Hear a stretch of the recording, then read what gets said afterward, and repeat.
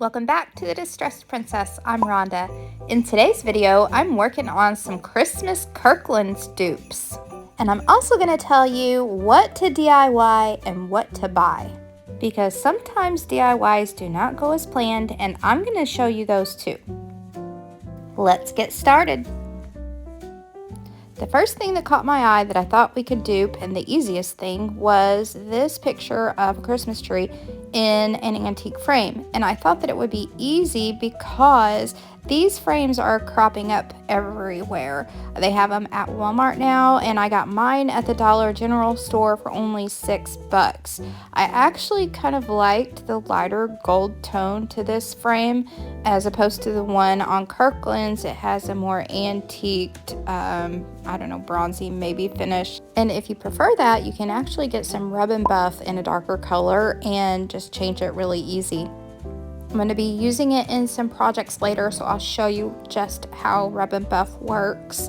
Also, this print is a free printable. I made it in Canva and I'm making it available to all of you. So down in the description box below, there will be a link and you can go and print and make your own. Next time you're in Walmart, pick up one of these picture frames for $5 and we're going to dupe this Silent Night wall plaque.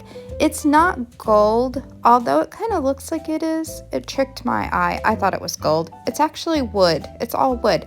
But anyway, we're going to proceed with this golden picture frame, and I have another free printable for you. I designed this Silent Night to look as much like the one on Kirkland's as I possibly could, and so it's in my description box down below. You can go on Canva and print it out. Okay, and a quirky little thing. Who all uses a butter knife to pry open these little things on the back of a picture frame? I think that's a universal thing. Does everyone use a butter knife? Maybe a screwdriver? Just a fun little question. Answer in the comments down below.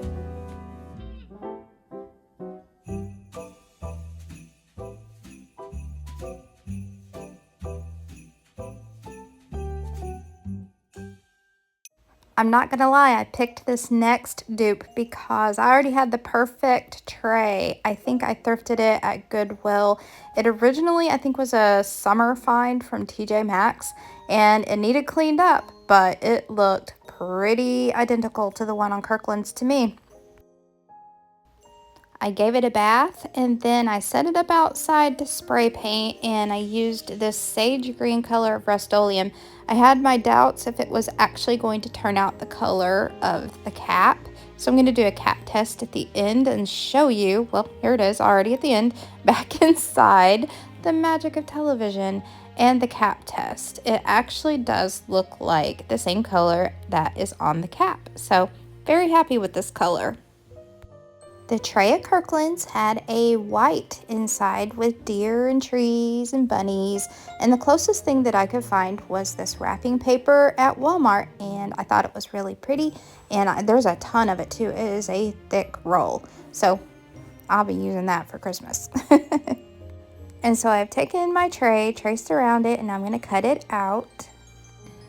And I applied a very, very thin coat of Mod Podge with a sponge brush so that that wrapping paper would not get wet when I lay it down inside. I just want it to stick. I don't want it to get wet. And so then lay your piece of wrapping paper down in the bottom and smooth it out, and then apply heat. This is the trick that I believe I was always missing when trying to get the wrinkles out when you're using Mod Podge. Do this method. Try this. Use thin coats, press your material down, and then use a heat gun or hair dryer and press it out with heat. And I was absolutely amazed at the results. I wanted to give it some protection, and so I sealed it with this big top sealant. And I applied it with a bristle brush like the instructions say, and my wrapping paper wrinkled up again. I was so disheartened. I was so sad. And I tried to smooth it out, and I fussed over it and everything, and I went to bed. And I thought, well, maybe it will dry and look better in the morning. Well, I was half right. It kind of looked a little bit better the next morning. And then I thought, well, then I will try the heat method one more time and see if it will work for me once again like it did so brilliantly the day before. And I did. And guess what? It did. It helped a lot. Now, some of the wrinkles were too deep set in because I had pressed and mushed on it the night before. But if I hadn't done that, if I'd have known this all along, and this is how I will do it forevermore. A lot of you are probably saying, duh, and you've known this for ages, so just never mind me. I learn at my own pace.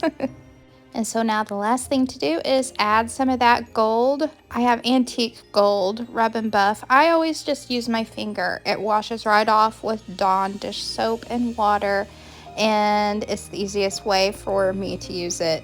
And I use my finger and apply it just around the top edge of the tray, just like the Kirkland's one.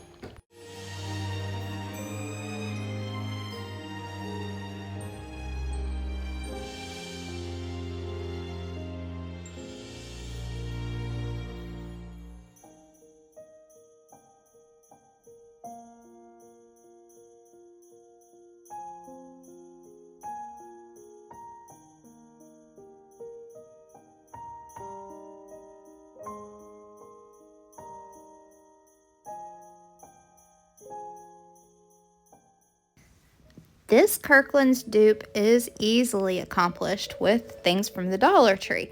They have these nesting boxes in all kinds of shapes and sizes. And I actually could have picked round ones, but I liked these better because I thought they were more like a snowflake.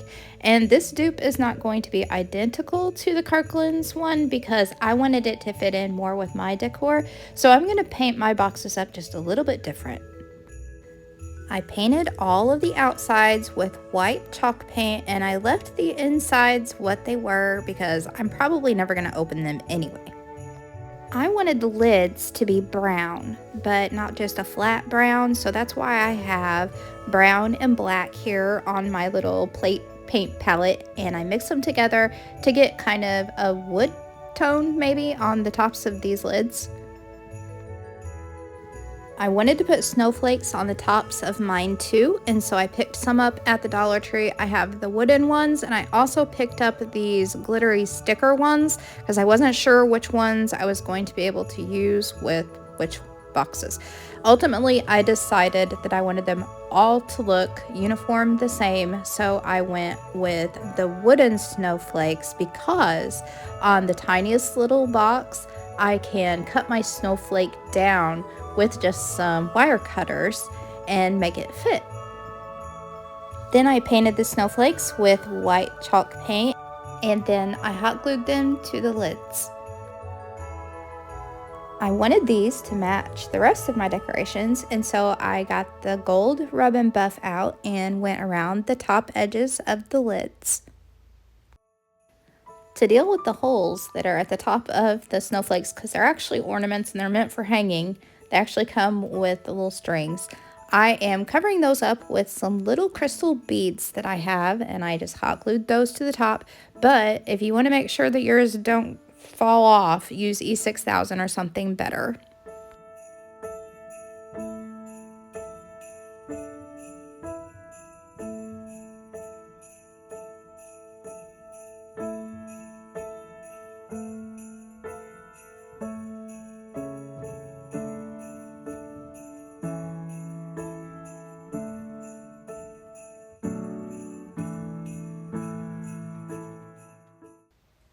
Immediately when I saw this plaque, I thought it would be great to dupe. I thought of the perfect way to do it. Just make a printable, which I have made a printable, and it is, like the others, very similar to the Kirkland's. It's linked down in my description box below. But I'm prefacing this whole project here with, did I dupe it? Yes, I did. Should I have bought it? Yes, I should have just bought the picture because, let me tell you why. I will show you that it is very similar to the one on Kirkland's, and on camera it looks pretty nice, but in person it does not look very nice at all, and it's not something I would be proud to set out. So should you DIY it? In this case, not. I would say use a different kind of clay if you were going to attempt this, because I used air dry clay. I did not like the texture of it after I got it painted up, and maybe some other kind of a clay would have worked, but I considered this a fail, even though some may say it looks okay.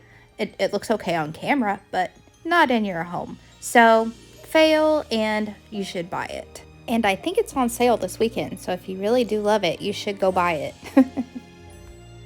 And the last thing I'm going to share with you this week is how I repurposed these brown satin ribbons that were actually off of a gift bag, well, 2 gift bags. And I straightened them out. They were all crumpled up. I straightened them with my hair straightener. And be careful because they'll be quick to melt. Just do a quick pass or two and it straightens them right up. And I'm turning them into bows, and I'm going to put them, well, you might have seen in the earlier footage, where did those little cute bows come from? Well, this is them. I put one on the corner of the Silent Night art, and I put one down by my candle on the tray vignette. So I hope you guys enjoyed all of these Kirkland's dupes today, and I will see you next time. Bye!